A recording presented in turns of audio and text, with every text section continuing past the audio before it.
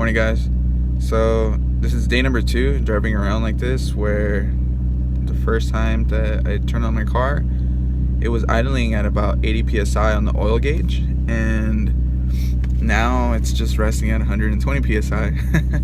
It's pretty scary because it makes you think that, oh man, my engine's gonna blow any time now, and it's pretty expensive. If you've ever blown one of these engines or you've had to replace them, they're expensive. So let me give you an idea of what I mean.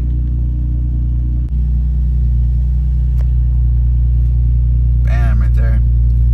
It's just resting above 120 psi. When it first started, it was at least at 80 psi, and when I would accelerate, it would jump to like maybe 110, 100. Now it's just, the minute I'm turning it on at a cold start, it's going straight to 120 psi. So I looked it up on the forums. It appears that a lot of people mention that either your maintenance, you're really close to needing an oil change, or your PCV valve might be clogged. Another thing might be that there's a restriction in the oil. That's kind of the worst case scenario, because if there is a restriction in the oil, you're about to start blowing some seals, head gasket, anything that's under pressure. So one of the next issues that could also be going wrong is on your oil sump. At least when it first started, it was fluctuating, so I kind of had a better understanding that, okay, at least the pressures are moving around and it's not just completely stuck at 120 psi.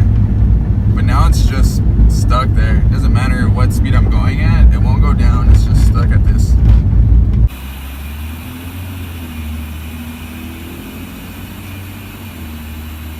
So it's been a couple of hours since I started the vlog, only because it was 5 a.m. when I started it, and I have class at 7. Not to mention that I needed to wait for AutoZone to open, but I have the sensor now, and where I left off was, you have a sensor that's on your oil sump, and it's your oil pressure sender unit, and that's a sensor that sends you a reading onto your gauge that's on the middle oil gauge that's in your dash. If you own a 350Z or any of the Z chassis, because they all have similar gauges and they all have a similar issue like this. So this sensor is supposed to give you feedback, and that feedback is supposed to tell you the pressure of your oil. Hopefully by replacing it, it'll fix the issue. I'm hoping, but I have no idea, and let's hope so. That way maybe this will be helpful for somebody else with the same issue. The sensor itself, this little tiny thing, it's like 82 bucks from AutoZone. The good thing is that it has a lifetime warranty, and if this is something that continues to go out, then it's perfect, because now you'll get it for life.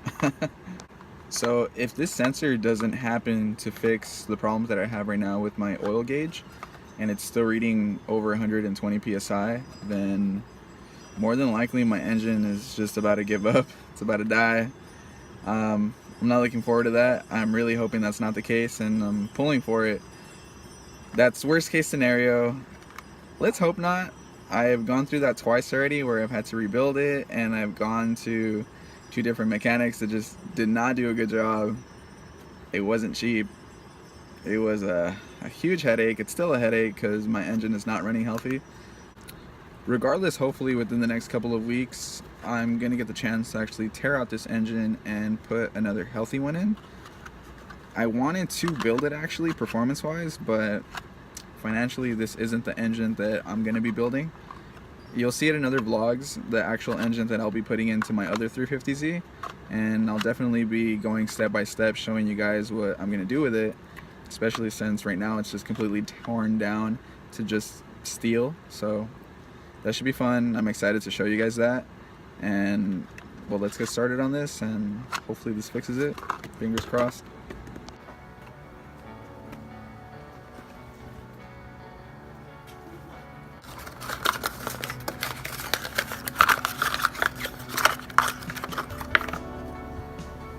So hopefully this little guy's gonna fix everything. Let's find out.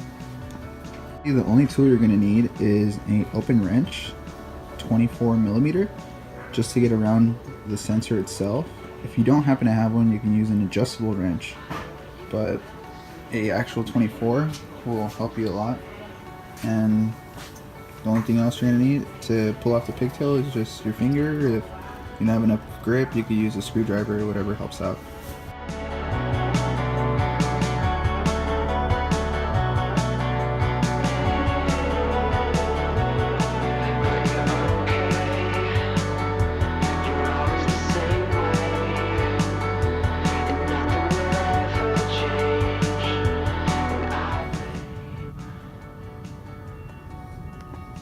So as soon as you're done jacking up the car, you're gonna want to take off the engine splash guard.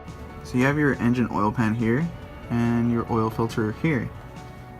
This pigtail right here, that's what connects to the sensor.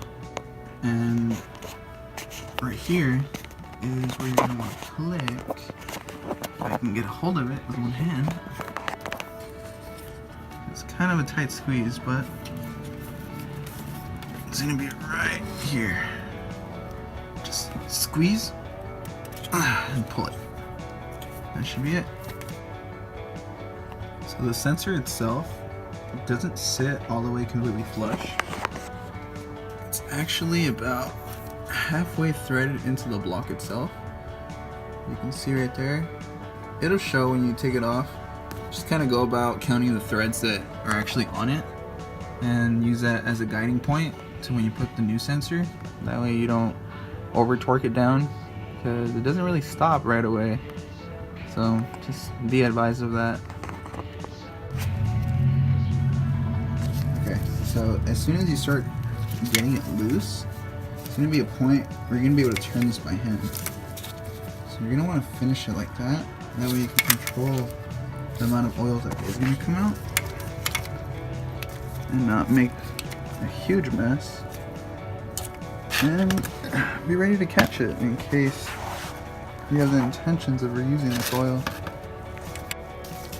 And here we go.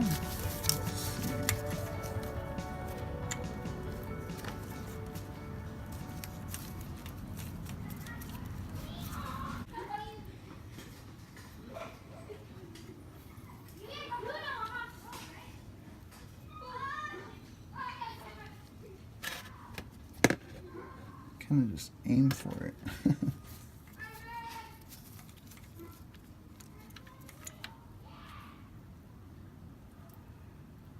And see right there I'm at. I'm already missing. Beautiful. A slight mess, but if you hold it with your hand, you can regulate how much of this oil you're gonna lose. Just go at it slowly. And there you go.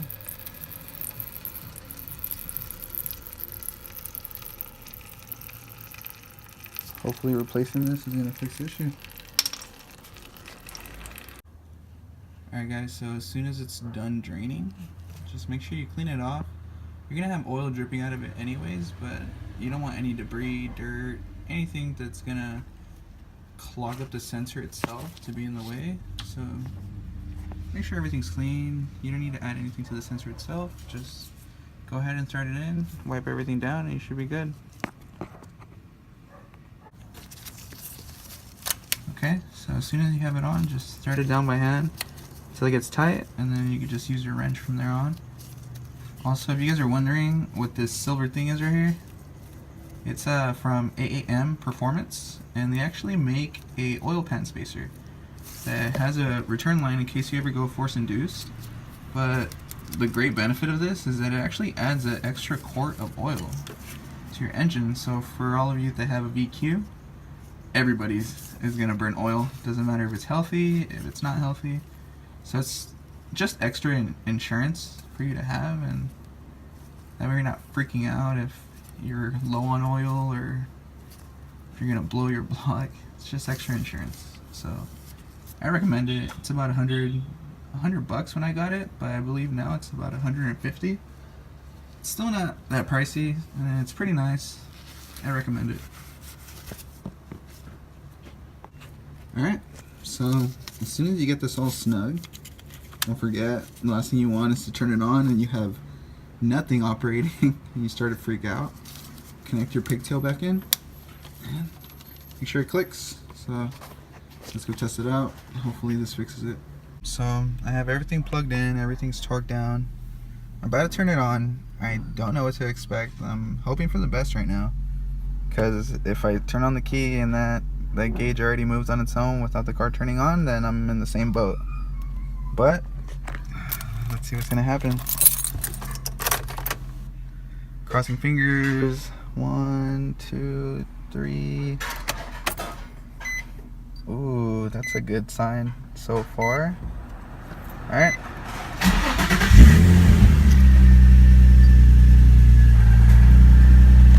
Hey, dope. All right, looks like it was a sensor.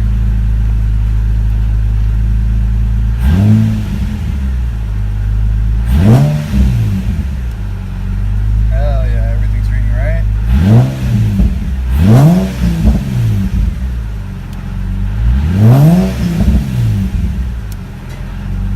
So the car's officially done. I have oil pressure and everything checked out good. Thank you for all of you that did watch the video. If it was helpful, or if you guys have any other questions, let me know.